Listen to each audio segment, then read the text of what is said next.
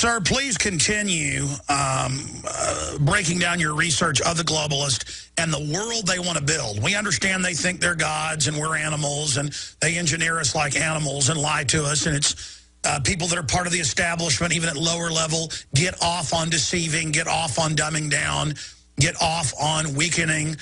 They want to get rid of the family. So where are these people going from your research? What are they wanting to build? I don't know what they want to build exactly. They want power. They are lovers of money. They want power, and they are definitely ungodly. I mean, the whole concept of sovereignty flows from the idea that you receive your rights from God.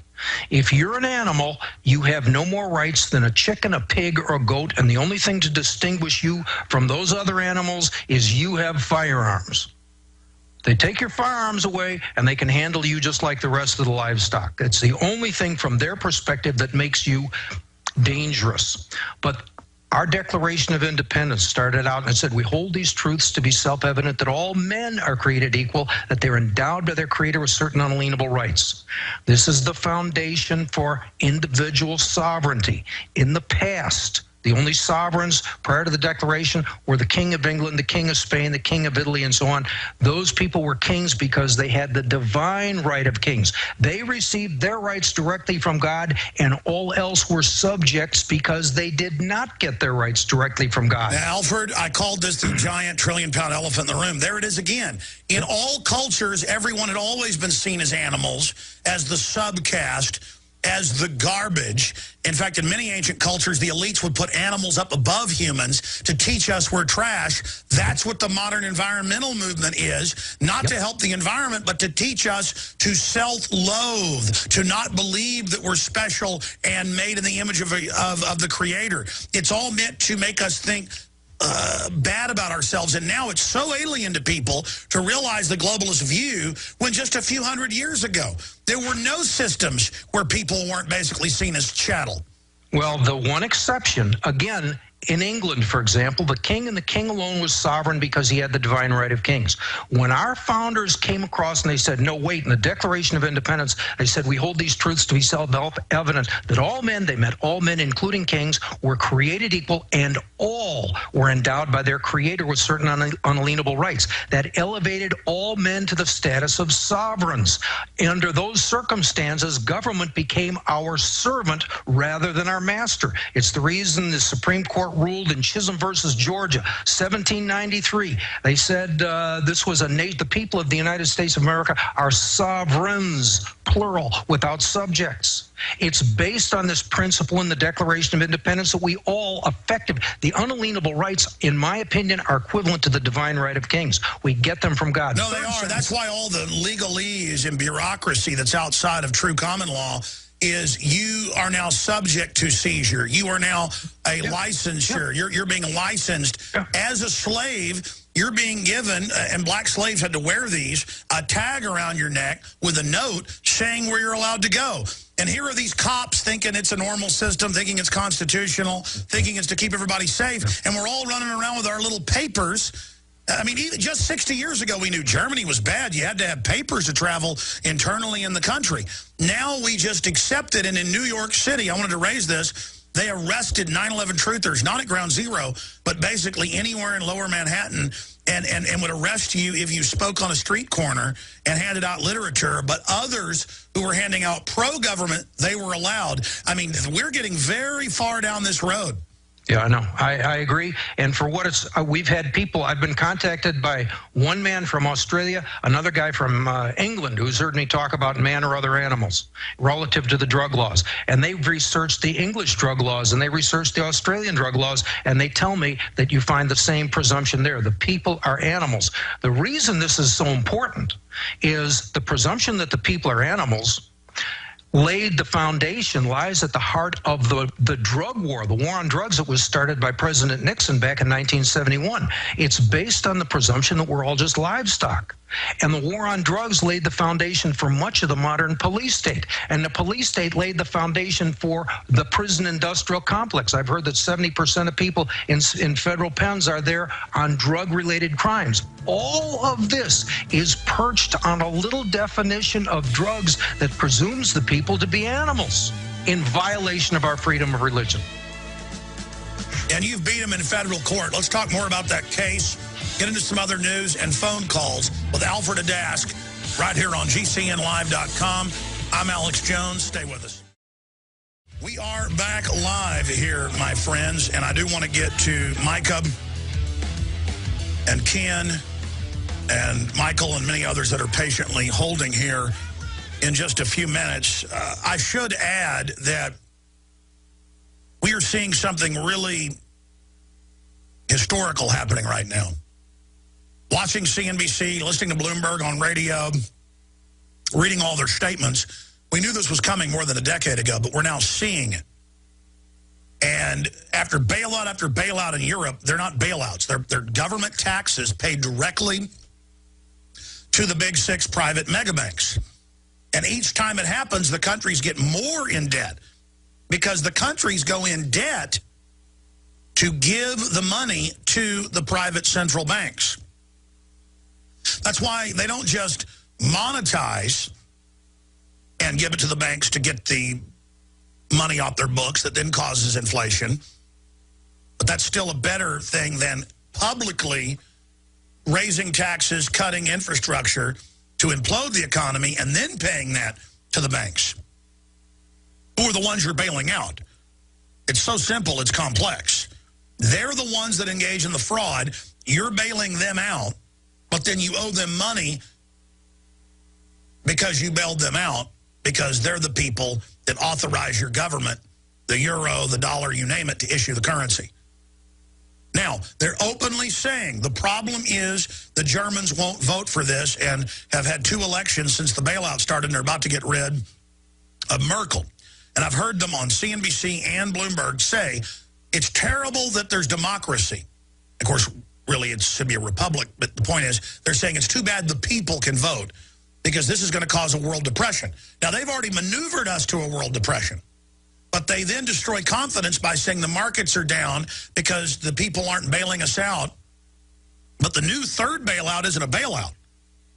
It's transferring what's left of national sovereignty through the euro to this private banking system. So here is world government run by private corporations that have created the crisis, openly holding Europe hostage while they have their banker chiefs go out and destroy confidence. Same thing that was done to get the Super Congress passed here. Same thing that was done with the bailout. Alfred, watching this, what's your view on how things are going for the New World Order? Well, I think they're desperate. I think things are, I can't remember the name. One of the former secretaries of state criticized Bush when Bush first botched the invasion of Iraq and got bogged down there. I can't think of the man's name, but he says, you've set the New World Order back 30 years. All right. I think these people know they're on the ropes. You quoted earlier where Hillary Clinton said they're losing the information war. All right, the information battle. I think they know they're on the ropes, and they are desperate, and they are pushing as hard as they can to make this happen before it all blows up in their face. We're in a situation where it's like 2 railroad trains coming for the same crossing, and both of them are trying to go as fast as they can to get there first and get through without getting hit. But we'll see. We're coming for we are approaching a great collision, and we'll see how it unfolds. We're going to see staged terror attacks, new wars, bioweapon releases. Yeah. We are entering a time of some of the greatest tumult and upheaval this earth has ever seen in human activities. And by the way, that was Brent Scrockoff, former National Security Advisor to George Herbert Walker Bush, that did say George W. Bush had set the New World Order back 30 years. And so it's like NASCAR. They were three laps ahead of us. But since the globalists have gotten caught lying about WMD, staging 9/11, and other events, they are now only about a car length ahead of us. Their tires are bald. They're almost out of gas. And there's smoke coming out from under the hood. Yeah, I understand. We are at the little man behind the curtain moment. All right. People are beginning to understand that this thing has been run by a relatively small group of people who can be had if we want to stand up and do something about it. I listened to one of your ads earlier before I got on, at least, and you were talking about a food crisis. Let me ask you, do you know who the first economist was? There have been quite a few, but tell me. Joseph in the Bible goes all the way back to 1800 BC, and you can read about it in Genesis chapter 47. When I was a kid, and this relates to the food crisis. This is a little bit long, but this relates to food crisis. And what Genesis 47 it talks about Joseph in the Old Testament, where wasn't he telling the Egyptians the whole story about, you know, he had the dream and you've got to have 7 years of grain put back because of the famine? Yep, that's it. But the way I was taught it when I went to Bible school as a kid is Joseph, he knew there were going to be 7 good years and then there were going to be 7 bad years, and therefore he saved up the extra grain in the 7 good years so the people would have grain in the 7 bad years. That's not true. Here's what happened, and you can read this in Genesis chapter 47, and it says, "And there was no bread in all the land, for the famine was sore, and it was very sore, and that the land of Egypt and the land of Canaan faded by reason of famine." In other words, we're into the 7 bad years. Now, Joseph had stored up grain in the 7 good years, but when the 7 bad years came, here it says Genesis 47:14, "And Joseph gathered up all the money that was found in the land of Egypt and the land of Canaan for the grain which they brought. And Joseph brought the money into the Pharaoh's house. And when the money was all spent in the land of Egypt and in the land of Canaan, all the Egyptians came unto Joseph and said, Give us bread, for why should we die in thy presence? For our money faileth." What they didn't understand, Joseph was selling grain. He wasn't giving it to the people. He knew there was going to be a shortage. He cornered the market on grain because he knew famine was coming. Then he sold the grain in the first year for money. He took all the money, he gave it to the Pharaoh. It moved into the Pharaoh's house. They took it out of circulation. And without money, the people could not work effectively to work their way through the famine. This reminds me of 1933. Our government took the gold out of circulation. And in 1968, they took the silver out of circulation. And in that regard, they are paralleling what Joseph did 3,800 years ago. And it goes on in the second year. Joseph, they come back and they say, "We need some more food." Joseph said, "Give your cattle, and I will give you for your cattle, give you grain if the money failed." He knows it failed because he took it out of circulation. The people sold all their cattle in the second year to Joseph. In the third year, they came back. They were hungry again. They needed more. And this time, they sold themselves into slavery and all of their land to Pharaoh. And that's exactly what the bankers have done. We're entering the third year, and every time we get in trouble, they bail us out by us bailing them out. We give them our money. I mean, this is all scientifically done. And I tell you, Alfred, I learned very few new things from guests, and I'm learning stuff from you today. Well, I'll tell you, that Genesis 47 is just astonishing. You read it, and you read it closely, you realize, my God, they're explaining how economics works, and they understood it 3,800 years ago. I don't think it's an accident that a modern economics text is almost impossible to understand. I don't think they want you to understand it. Joseph understood economics. You take the money out of circulation, corner the market on food, and you can put the people into bondage. And let me stop you there. They've taken the money and put it in Pharaoh's house. For 3 years now, they've taken $16 trillion domestically, the tens of trillions that went overseas. Bloomberg says it's more like $28 trillion. Other economists I have on say it's more like 18. Whatever. They've taken the tens of trillions of our money that we've got to pay taxes on and interest. They've given it to the mega families. But people are worried about inflation.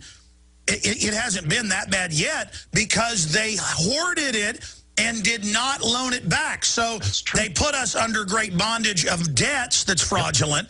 They put us under taxes, under austerity, which they know kills the economy. All these other independent economists are saying, why are you doing this? This is killing the economy. They further put us under the famine while they fully control all the money, holding it in Pharaoh's house, and then come back and say, give us absolute power in a private corporate world government and we'll fix it. And the people give them even more power and it doesn't, because at the end of the day, they don't want people here in Egypt.